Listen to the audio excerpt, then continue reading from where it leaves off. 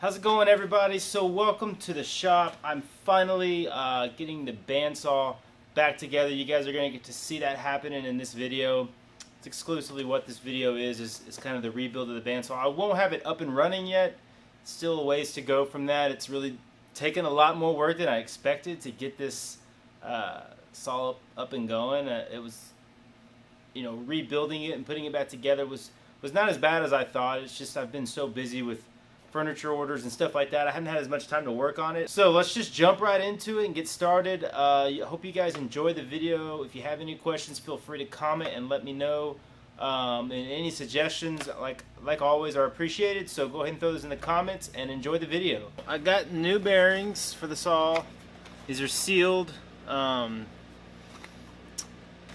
been working on putting them on, both the upper and the lower bearings. I have the upper bearings and shaft and the whole assembly back together.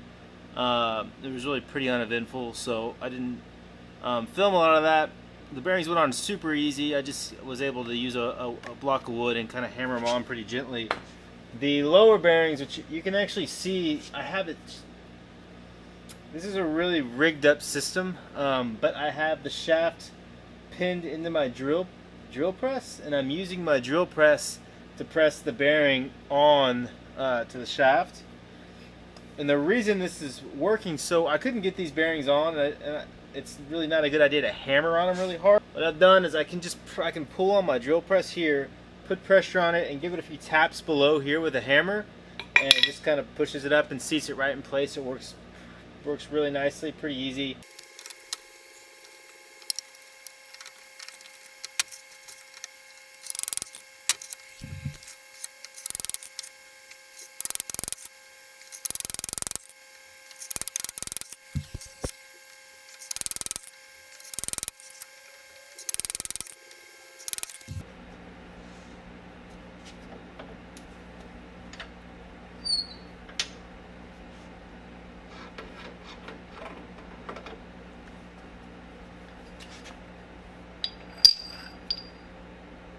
Okay, it's on there.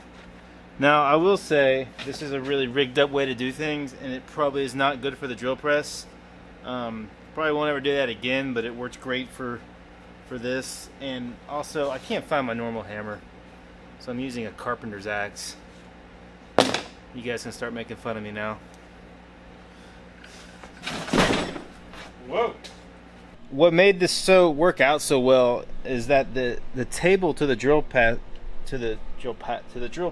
actually sits in this little hole here, and this diameter to this hole is actually the exact size that I need for that inner ring on the bearing.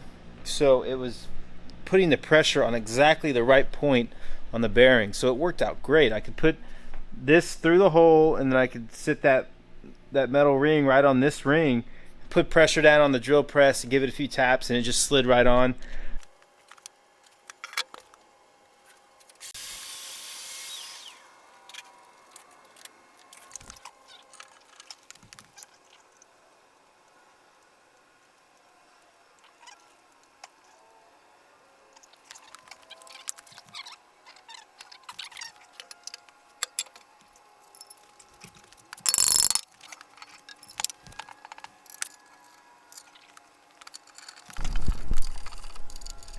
So the lower housing went together pretty good, no real issues. What we were having to do is actually, I'm using a flashlight and looking into the housing, because there's these end caps that go at the end of the bearings, and a set screw sets them in place that you tighten from the top of the housing through a hole in the housing. And there's a little indentation in that end cap that set screw has to sit into. So I'm trying to move that end cap with a stick and get it lined up. That way the set screw hits in the right spot and everything closes together nicely. So actually Ryan ends up kind of pulling it off on his first try, which is pretty impressive. And I actually ended up dropping my tool into the housing, so I'll have to get that next time I open that up. Oh no. That did not just happen. Oh, Do you ever need that again? I don't think this thing was $12, so. Whoa, crap, man! I can't take it apart without this. I know. Jeez. Yep. I guess I'll buy another one if I ever need to take it apart.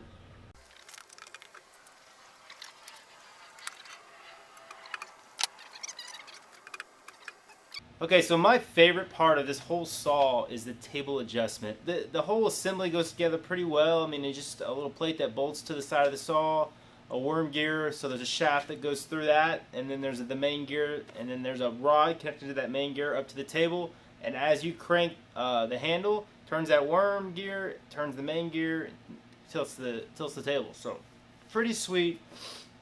I'm looking forward to using that. It actually can tilt 45, the main way of most tables tilt, and then back maybe 10 degrees or so.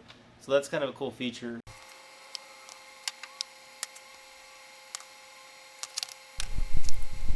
Okay, so here we're assembling the top housing that holds the top wheel of the bandsaw. The bearings and shaft are all back together. And now it's going on to a plate that holds it onto the main body of the saw. It just slides on kind of a dovetail on the casting of the saw. This is a kind of a pressure plate that goes in there to kind of give it some pressure on how easily it goes up and down. So I'm just setting those 3 screws to set that up. This is the spring, the tension spring up top, and the rod will actually thread through that top housing and then up into that tension string and bolt up at the top. And that is how it raises and lowers and puts tension on the blade once you have the wheel and the blade installed.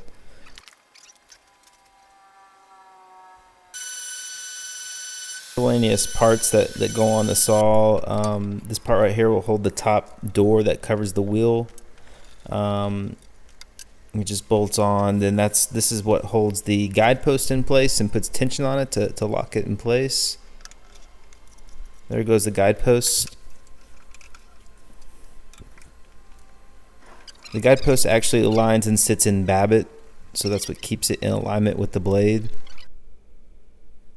So I really wanted to get the tabletop surface ground. It was super expensive, and it was also really hard to find anybody who was willing to do it. I couldn't find anyone in San Antonio with the equipment to do a 3-foot by 3-foot table. Most guys were not very helpful. I mean, I guess they just don't want to mess with some guy trying to get a table ground, but I did find a guy out kind of around the Austin area who could do it, but he wanted, it's pretty expensive. I was probably looking at a couple $1,000s to get that done. So eventually I might pull through and dish out the money and do that. I'll just have to wait on that for now because I'm putting money into guides and blades, tires, and motor. So right now it's just a lot of money going in the saw. I don't want to spend that much money on the tabletop. So I just sanded it from 40 grit to 60, 80, 120, and 220. It worked out pretty well. You can just still see all those little pitted areas where the rust had really gotten into the table. As far as flatness, I checked it as best I could with the flattest straight edge I have, and there is some slight little dish, just a little bit in the middle from corner to corner.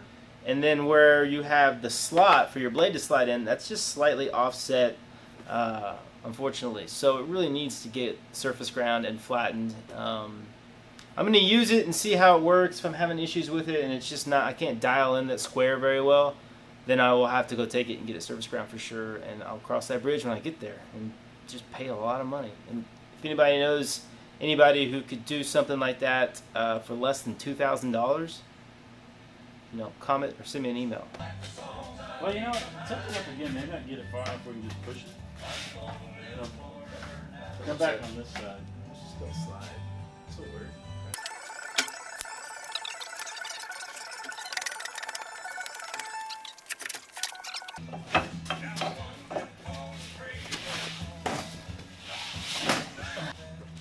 Hang on, guys. Like push it one way or the other. I'll just slide through it.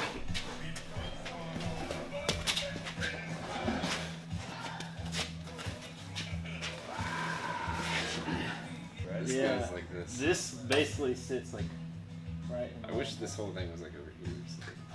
That's all we gotta do. The blade sideways. We gotta just pick it up and go like this, and then there's 4 bolt holes down here.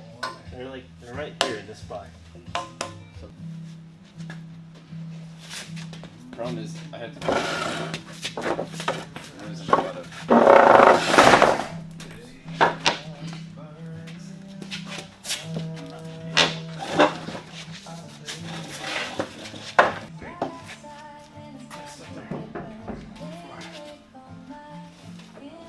pick it up.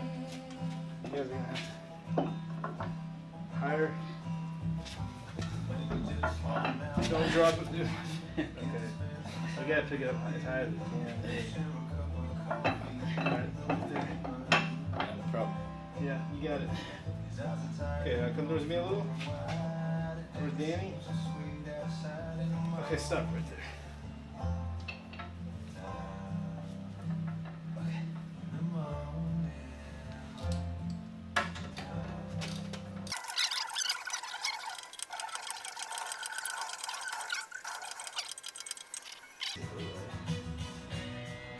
This thing fell off, it would kill me.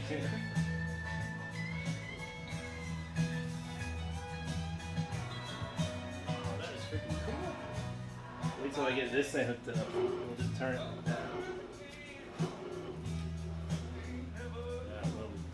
Okay, so the last and final thing I'm going to do for this video is put on essentially what it is. It's a blade guard, and it's a spot for the top door to the latch.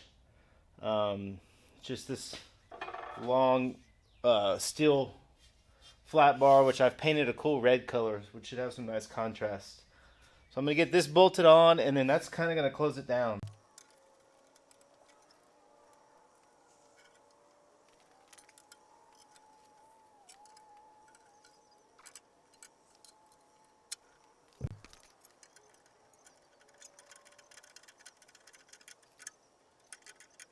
So let me show you guys real quick how all this works. You've got your guidepost here. It's set up on this counterbalance that you saw. I've used parachute cord on the reel, which, you know, really metal wire would be best, but I had parachute cord laying around, and I think it looks kind of cool. So that has a spring inside, and I've got this wound up in tension, so it's got a lot of tension on the guidepost. It helps lift it up because all this together is really heavy, and it would be hard to do without that return spring. And it would also want to just drop real hard, so that allows it to kind of add some counterbalance to it to keep it from falling down and smashing on the table. This black rod here is a clip for the door latch. So the door will be hinged over here. It'll close up and latch down right there. This is all kind of wobbly right now. You've got a little, this is supposed to have a rod in it to tighten, but I don't have that. Once you tighten that down and pinch it, it's all pretty secure and in good shape. The guides for the blade will sit right in here. I have those on order. You've got 16.5 inches when you raise this whole unit up of clearance. That's kind of what the max is. I'm going to build a resaw.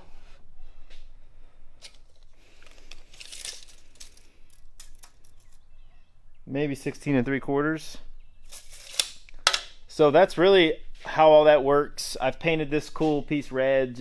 I think it's a cool contrasting color, and it kind of is like a safety feature, knowing that that's where the blade is. So keep your hand away and be careful. Okay, so I scored 2 motors today off Craigslist. I paid $100 for these 2 motors, 7.5 horse, 3-phase. I have no idea if they work, and my electrician, actually I sent a text to my electrician and said, hey, can you wire this up? You gotta switch our starter for it. And he asked me if they worked, and I said, I don't know. And he told me to use them as boat anchors, so it's not very encouraging at all. I think they're going to work just fine. You know, they both turn without an issue. So, I mean, what else could be wrong with them? I worked today on designing a mount for that motor to sit on. That's why I got this lumber stacked up here. I kind of had the motor sitting there. Okay, for the motor mount, I've kind of just designed it myself. I have no idea if it's going to work. My buddy Cameron's going to make it. Just drew it up here in SketchUp. It's just a simple 3/8 plate that we're using. It'll have adjustment front to back where it attaches to the saw. I'll have to drill holes in the saw and tap them, and then, you know, use bolts to attach it into the saw. And then I have a plate that goes onto the motor itself, and then that sits on the actual motor mount, which has slotted holes, and it can be tensioned using little set screws, almost kind of like. They're a lot heavier duty than a set screw, but kind of that idea that they'll push on that metal plate and move it back and tension that flat belt. So that's the plan. It's all in my mind and in this in SketchUp, so we'll see if it actually works when I get it all set up. That's being made right now, so hopefully I'll have that in the next week or two. and I can put the motor on and get it wired up. A resaw bandsaw, which is kind of what this saw is, a 36-inch bandsaw. I'll use it a lot for resawing. I'll use it for a lot of stuff, but I really will use it for a lot of resawing. You really want to get from what I've researched, you want to get 5,000 to 6,000 feet per minute at the wheel, the rotation. So in order to do that, I've got to get the right combination of, I already have a pulley here that's 16, so I have to get the right combination of motor RPM and motor drive pulley sizing to this pulley to get to the 5,000 feet per minute at the wheel. So based on my calculations, I actually used a calculator at vintagemachinery.org, and I'll put a link to that in my description. It's really handy. You just plug in all the data you have and it pops out your feet per minute, spits it out for you. So based off of that and what I came up with, I need a 5-inch outside diameter motor pulley on a 1700 horse RPM motor. So what I got here is a 7.5 horse ball door motor, and it is RPM 1,725 RPMs.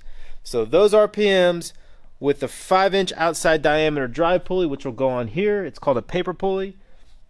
16-inch outside diameter, I don't know what you call this, motor pulley. That wouldn't be the motor pulley, drive pulley, whatever. I'm not a mechanic. That goes on the saw. Those combinations all together will get me roughly 5,000 feet per minute at the wheel. It's actually a little bit more, but that's kind of how I've gotten there. I really hope that's all right. I'm pretty sure it is. I'm gonna find out real soon when we get this thing cranked on. Okay, so that's kind of as far as I can take it at this point. Still need to get the motor on, get it mounted. I want to really get it running, get a blade on it, make sure everything's working good, everything's balanced correctly. All that's really lacking at this point as far as parts is the two doors. There's a door on each, on the top and bottom, that covers the wheels. I don't think they're the original doors, but I'm going to use them anyway temporarily, and I might make a real cool wire mesh door to go over the front of that top wheel because I like the way it looks, so it's cool to get to look at it. What else is there left to do? The table has a side table here. I've still got to put that on. It needs to be painted. Somehow it got through without getting painted. There's a lot of parts on this front of this table that I need to figure out and get on. When I took it apart, I messed up a few bolts, so I've got to get some new bolts for that. The guidepost, and then the tires. I've got to get the tires on it. I'll do that in the next episode.